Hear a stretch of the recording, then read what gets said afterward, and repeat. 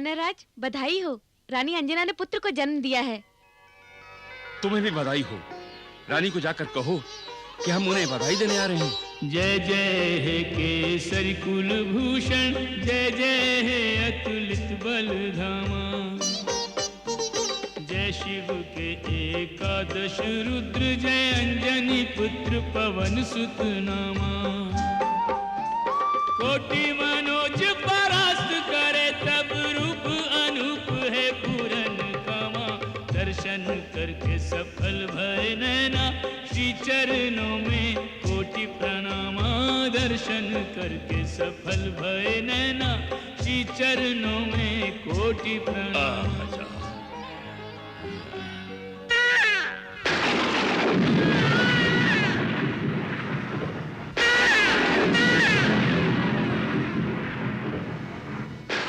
कितना बलशाली है मेरा पुत्र, कैसी बुभुत्कार कर रहा है। अंजना, इसकी भुभुत्कार बता रही है कि हमारा पुत्र महाबलशाली और महापराक्रमी होगा। ये किसी से भयभीत नहीं होगा। किसी से भयभीत नहीं होगा। आपके कहने का तात्पर्य यह है परमपिता कि रावण के यहाँ पुत्र का जन्म और केसरी के यहाँ महादेव शिव शंकर के अंशावतार का जन्म प्रभु ने सृष्टि का संतुलन बनाए रखने के लिए किया है। हाँ वत्स, एक ओर राक्षसी शक्ति और दूसरी ओर दैविक शक्ति का उदय होना प्रमाण है इस बात का। किंतु ये संतुलन तो रावण और कुंभकर्ण के जन्म से ही बिगड़ गया था। नहीं वत्स, उनके जन्म से नहीं, ये संतुलन बिगड़ा है जब से रावण के मन में आसुरी महत्वाकांक्षा उत्पन्न हुई है, जब से अहंकार उसके सर चढ़कर बोलने लगा। अब तो अवतार लेंगे साक्षात प्रभु, उस अहंकारी का नाश करने के लिए और रावण का अंत करने के लिए। और ये त्रिशूलधारी के अंशावतार क्या करेंगे? इन्होंने जन्म ही लिया है प्रभु की सहायता करने के लिए। ये सहायता करेंगे प्रभु की? केसरी और अंजना के पुत्र? इन्हें साधारण वानर मत समझो नारद। अभी 5 वर्ष की आयु नहीं हुई इनकी, और देखो देखो कैसे अपनी शक्ति का परिचय देने जा रहे हैं। देखो नारद।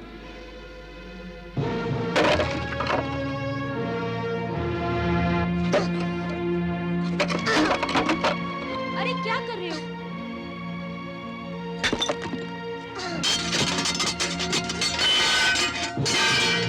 नारायण नारायण, एक 5 वर्ष के बच्चे में इतनी शक्ति? मैंने कहा था ना, शिव जी के अंशावतार हैं। अपनी शक्ति का परिचय अवश्य करवाएंगे त्रिलोक को।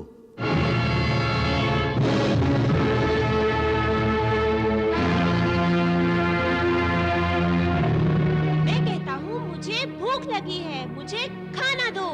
तुम बचपन से ही ऐसा करते हो, खाने के बाद फिर और खाना मांगते हो। यदि मेरा पेट नहीं भरता तो मैं क्या करूँ? नहीं, फिर से तुम्हें खाना नहीं मिलेगा। तो फिर ठीक है। अरे कहाँ जा रहे हो?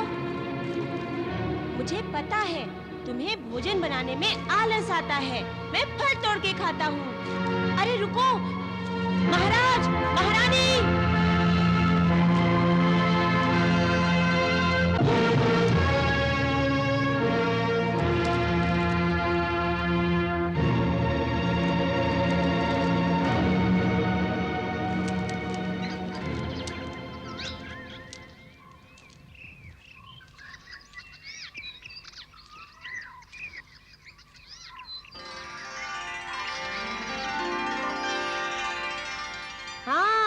ये फल अवश्य स्वादिष्ट होगा।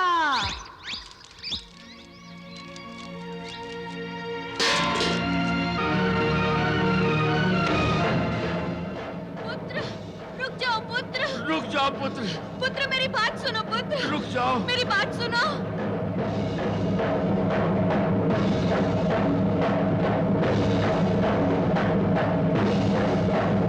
पुत्र, पुत्र तुम कहाँ जा रहे हो? लौट आओ पुत्र।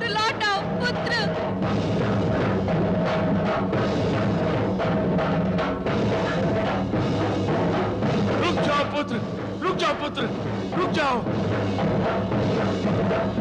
स्वामी, स्वामी उसे रोकिए, अपने पुत्र की रक्षा कीजिए स्वामी, रक्षा कीजिए। हे महादेव, हे महादेवादिदेव, हमारा पुत्र आपके आशीर्वाद की देन है। इसकी रक्षा कीजिए महादेव, इसकी रक्षा कीजिए।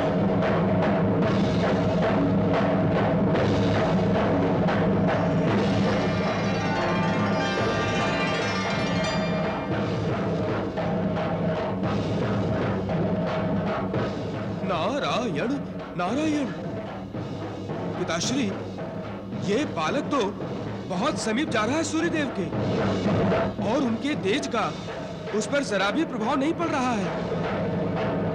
साक्षात रुद्र पर क्या प्रभाव हो सकता है सूर्य का?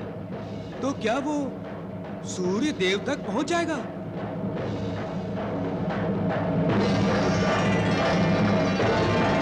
ये कौन हो सकता है जो सूर्यदेव के तेज से भी भयभीत नहीं? ये रावण की माया तो नहीं? यदि ये माया है तो इस पर प्रतिबंध लगाइए देवेंद्र। ऐसा दृश्य तो फिर कभी देखने को नहीं मिलने वाला पितामह। बेचारे सूर्य देव का क्या होगा? देवेंद्र, ये अवश्य ही कोई मायावी बालक है। मैं रावण के इस प्रयास को सफल नहीं होने दूंगा। सूर्यदेव सृष्टि के मूल आधार शक्ति है। रावण की आसुरी माया उसका विनाश नहीं कर सकती।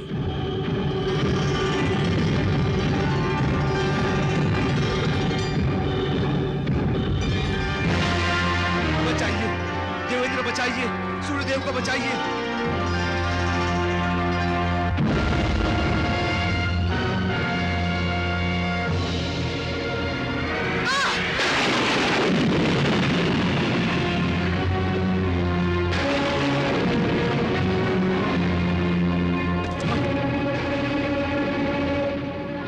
देवेंद्र, ये आपने क्या किया? पवन पुत्र पर वज्र चला दिया। मैं इसी पल संपूर्ण सृष्टि की वायु रोक रहा हूं।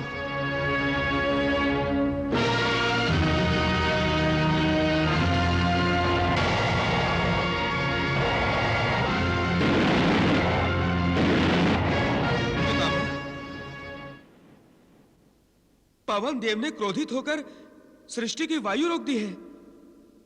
अब सृष्टि का क्या होगा विधाता? क्या अब सृष्टि निर्जीव हो जाएगी?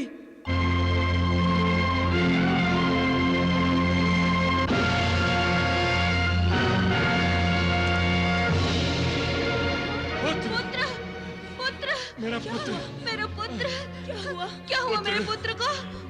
पुत्र, क्या हुआ पुत्र को?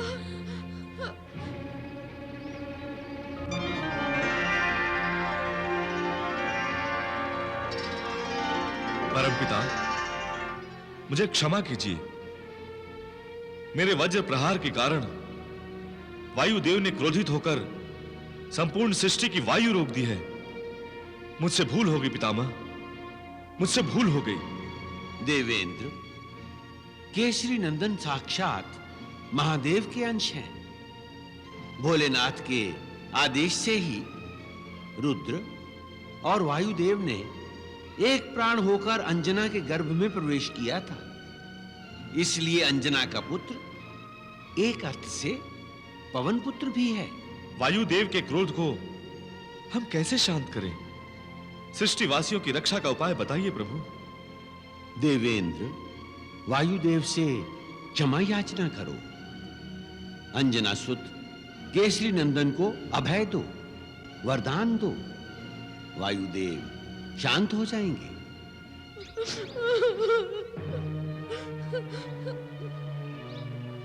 नारायण नारायण।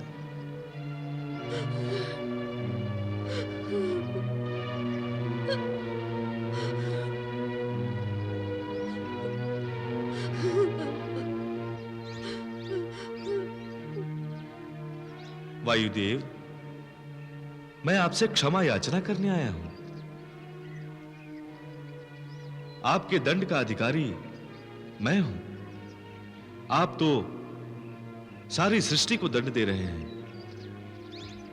कृपया मेरी भूल को क्षमा करें वायुदेव। जब तक केसरी नंदन स्वस्थ नहीं हो जाता मेरा क्रोध शांत नहीं होगा देवेंद्र।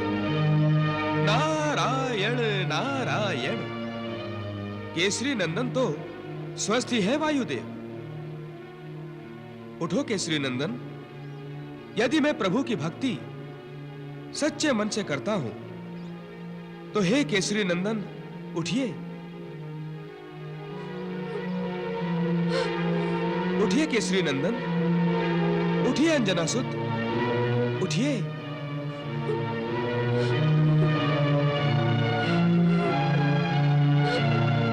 उठिए अंजनासुत, उठिए।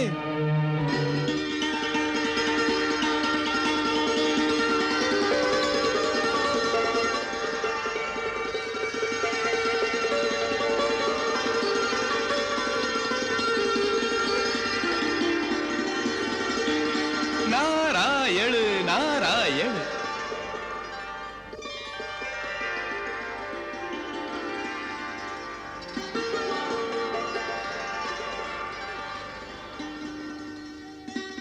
देवेंद्र के वज्र का प्रहार इस बच्चे की हनु अर्थात ठोड़ी पर हुआ है, इसीलिए यह बालक जगत में हनुमान के नाम से प्रसिद्ध होगा। मैं यमराज इस बालक को अमरत्व प्रदान करता हूं। इसे मेरा मृत्युपाश कभी नहीं मारेगा।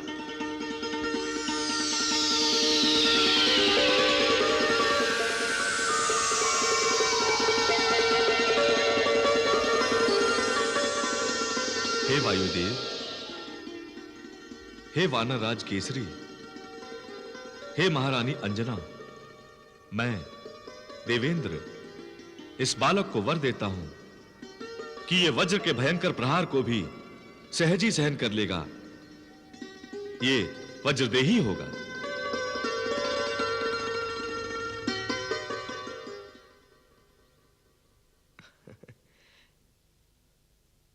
वायुदेव, अब तो अपना क्रोध शांत कर लीजिए।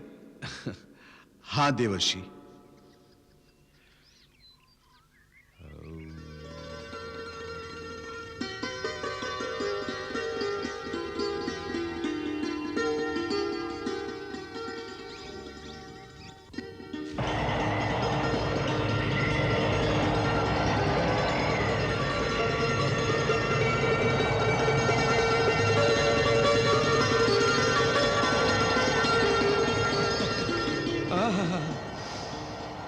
नारायण नारायण।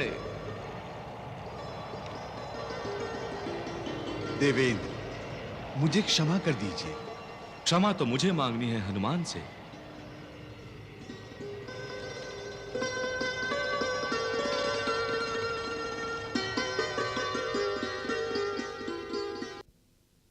कल्याणमस्तु। पुत्र नारद, बड़े उत्तेजित लग रहे हो। मैं तो सत्य में चकित रह गया, एक शब्द भी नहीं बोल सका जब मैंने हनुमान को सूर्य देव को पकड़ते और अपने मुंह में डालते देखा। पिताश्री, अग्निदेव से भी अधिक दाहक है सूर्य और हनुमान पर उसका प्रभाव ही नहीं। नारायण नारायण। भगवान की इस लीला में एक संदेश छिपा है वत्स। संदेश? किसके लिए? लंकापति रावण के लिए। उसे यह दर्शाया गया है कि जो सूर्यदेव जैसे तेज वलय को निगल सकता है, उसके सम्मुख रावण का तेज, उसका बल क्या महत्व रखता है। किंतु विधाता, क्या रावण इस संकेत को समझेगा? और दूसरी बात, सभी देवताओं ने जो हनुमान को अपनी ओर से अस्त्र शस्त्रादि के साथ वरदान देकर उसे अधिक सामर्थ्यशाली बना दिया है, वो कहीं बालक हनुमान को बहका न दे अथवा उसे अहंकारी न बना दे। नारद, हनुमान का अवतार एक निश्चित उद्देश्य को सामने रखकर ही हुआ है, अतः शक्तिशाली तो वो चाहिए ही, किंतु उसकी अमित शक्ति उसे निश्चल नहीं बैठने देगी। आप सत्य कह रहे हैं।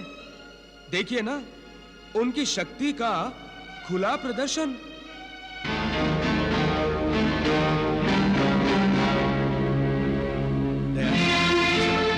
जब से इस आश्रम में आया हूं जी, गुरु जी की कृपा कुछ अधिक ही है मुझ पर। अवश्य अवश्य, यही शब्द मैं दोहराना चाह रहा था।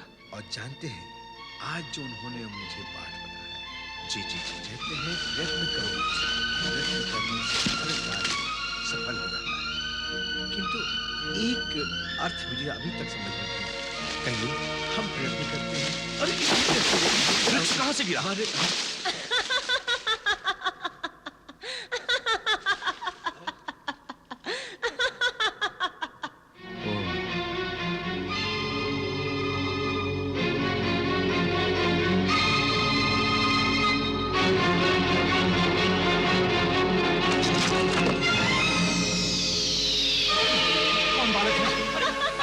रक्षा करो, कोई रक्षा करो मेरी। अरे कोई मेरी रक्षा करो। क्या कर रहे हो? अरे क्या कर रहे हो? अरे छोड़ दे। अरे मेरी रक्षा करो। अरे तुम लोग आओ। अरे मेरी रक्षा करो, बालक से मेरी रक्षा करो। महारानी, इस नटखट बालक से मेरी रक्षा करो। अरे मुझे बचाओ। अरे कोई तो रक्षा करो। अरे कोई तो बचाओ। अरे अरे हनुमान,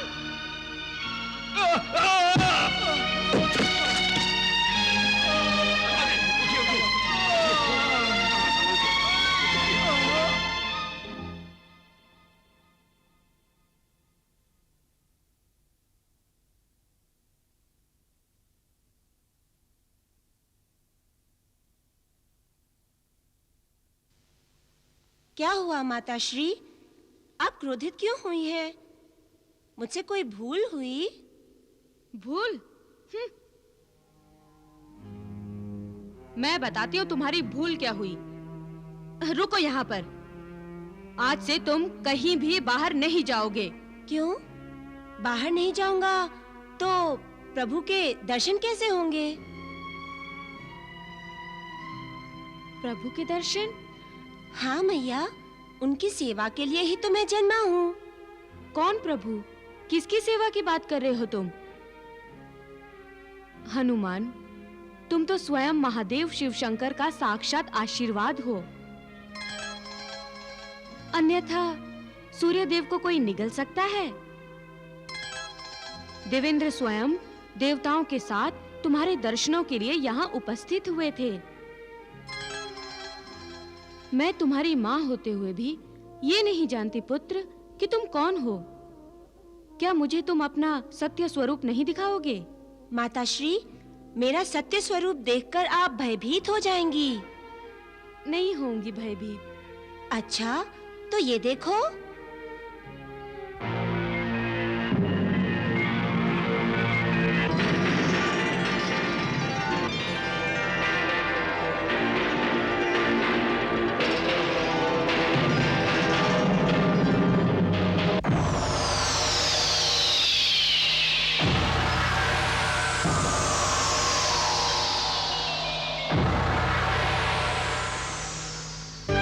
बस पुत्र, ये तुम्हारा सत्य स्वरूप सचमुच बहुत डरावना है।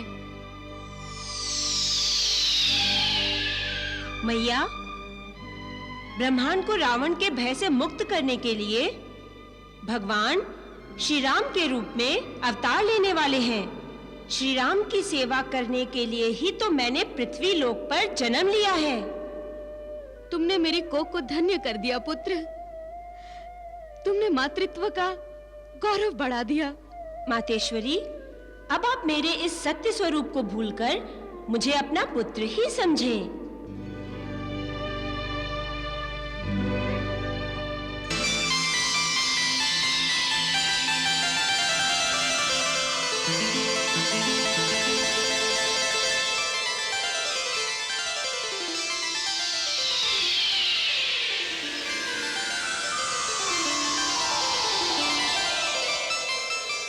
ओम ज्वल ज्वल ज्वल ज्वल अग्नि स्वाहा। ओम ज्वल ज्वल ज्वल ज्वल अग्नि स्वाहा।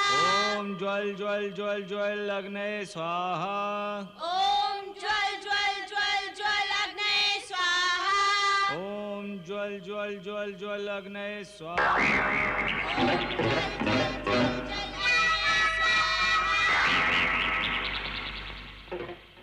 ओम ज्वल ज्वल ज्वल अग्नये स्वाहा। ओम ज्वल ज्वल ज्वल ज्वल अग्नये स्वाहा। ओम ज्वल ज्वल ज्वल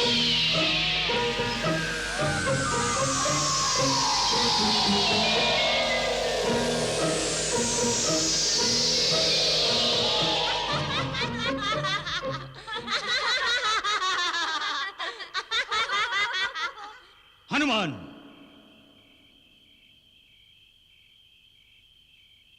हनुमान, अपने जिस शक्ति और सामर्थ्य का तुम व्यर्थ प्रयोग कर रहे हो, वही शक्ति और सामर्थ्य तुम्हें याद नहीं रहेगा। ये मेरा श्राप है।